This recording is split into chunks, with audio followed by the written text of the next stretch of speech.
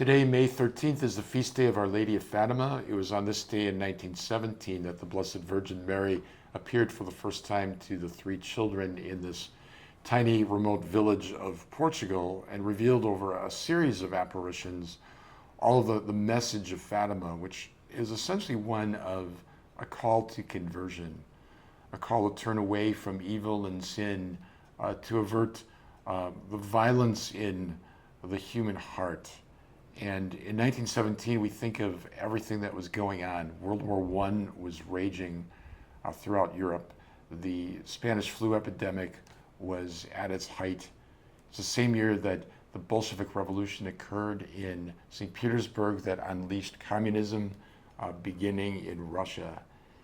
And in light of all of that, Mary appears to both urge and warn us to follow the path of the gospel through a life of conversion, of prayer, of reparation. And in that way to come to be the people of God, consecrated to Christ and being an instrument of the Lord's grace in this world. The Fatima message is as urgent for us today as ever, perhaps even more, when we look at what's going on in the world, our country, the church. We need to turn to the Blessed Mother and know in the triumph of her Immaculate Heart that God has already gained the victory over sin and death. But it's up to us to live out that victory and to be messengers of that victory, inviting people to conversion. So this feast day of Fatima, we ask the Blessed Mother's prayers and we commend to her all of our personal intercessions.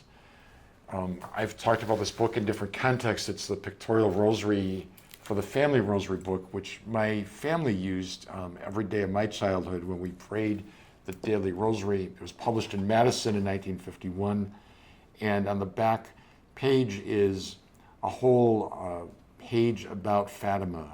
And in 1951, people were just beginning to discover the message and the meaning of it. So here we are all these decades later. The message is as relevant, as urgent, and the Lord is calling each of us to deep conversion, to prayer, and to witness, that we have the power to transform our institutions. We have the power to change the course of human events in union with Jesus and his Blessed Mother.